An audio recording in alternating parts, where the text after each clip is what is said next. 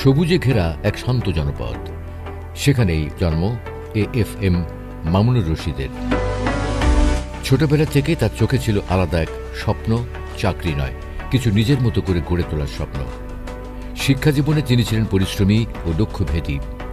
1997 সালে এসএসসি এবং 1999 সালে এইচএসসি পাশ করার পর ভর্তি হন ড্যাফোডিল ইন্টারন্যাশনাল ইউনিভার্সিটিতে। সেখান থেকে কম্পিউটার সায়েন্স অ্যান্ড ইঞ্জিনিয়ারিং সিএসইএ অনার্স সম্পন্ন করেন। তবে তার শেখা শুধু ক্লাসরুমে সীমাবদ্ধ ছিল না। ছাত্র জীবনে বিভিন্ন কোম্পানিতে চাকরি করে তিনি বুঝে নেন বইয়ের জ্ঞান আর বাস্তব জগতের ফারাক কোথায়। চাকরি করলেও মনটা পড়ে থাকত উদ্যোক্তা হওয়ার স্বপ্নেই। কিভাবে প্রযুক্তিকে কাজে লাগিয়ে মানুষের সমস্যার সমাধান করা যায়, এই ভাবনাই তাকে এগিয়ে নেয়।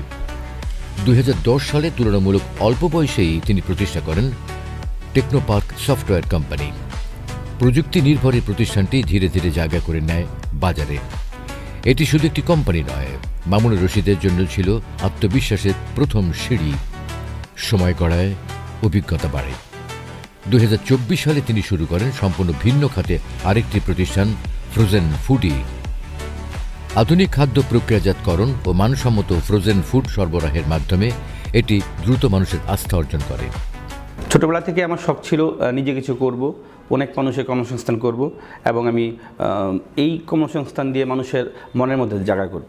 সেই লক্ষ্য থেকে আমি সারা জীবন কাজ করে গেছি।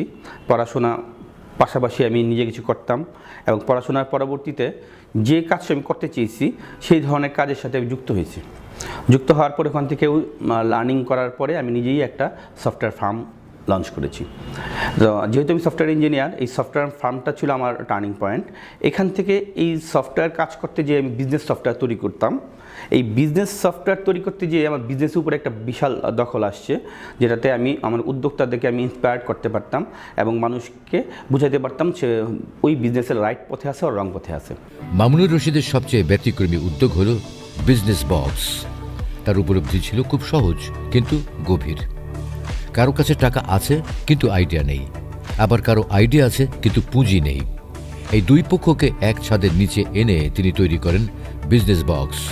এর মাধ্যমে তিনি ইতিমধ্যেই 10 থেকে 12টি নতুন প্রতিষ্ঠান দাঁড় করাতে সহায়তা করেছেন, যেখানে তিনি ছিলেন পরিকল্পনাকারী, সংযোগকারী এবং মেন্টর।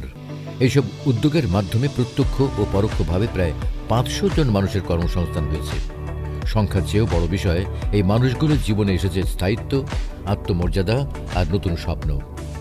এএফএম মামুনুর রশিদের গল্প কোনো হঠাৎ সাফল্যের গল্প নয়, এটি ধাপে ধাপে গড়ে ওঠা এক তরুণের গল্প, যিনি শিখিয়েছেন, ঝুঁকি নিয়েছেন, ব্যর্থতা দেখেছেন, আবার দাঁড়িয়েছেন। আমার ভবিষ্যতে আরও যে পরিকল্পনাগুলো আছে সেই পরিকল্পনাগুলো যদি এক্সিকিউশনে যায় তবে কমপক্ষে 10,000 লোকের কর্মসংস্থানের ব্যবস্থা হবে।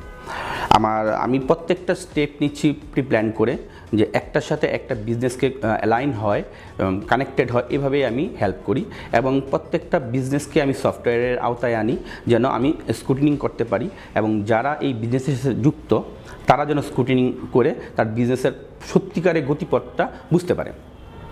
এখান থেকেই আসলে বিজনেস বক্স যখন তার প্রত্যেকটা প্রজেক্টকে স্ট্রং ফলো আপে রাখে এবং এই ফলো আপে রাখার ফলে যেটা হচ্ছে প্রত্যেকটা বিজনেস রাইজ করে।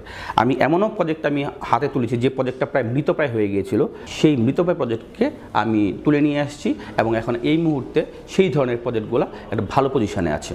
মানুষের স্বপ্নটাকে যদি আমরা ঠিকমতো বিছায় দিতে পারি এবং স্বপ্নটাকে যদি সঠিক জায়গায় প্রয়োগ করতে পারি, এই স্বপ্ন সফল হতে বাধ্য।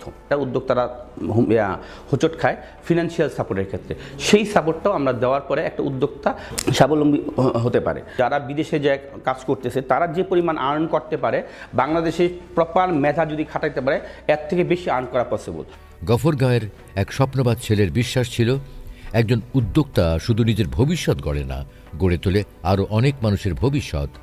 আজ তার গল্প সেই বিশ্বাসেরই জীবন্ত প্রমাণ।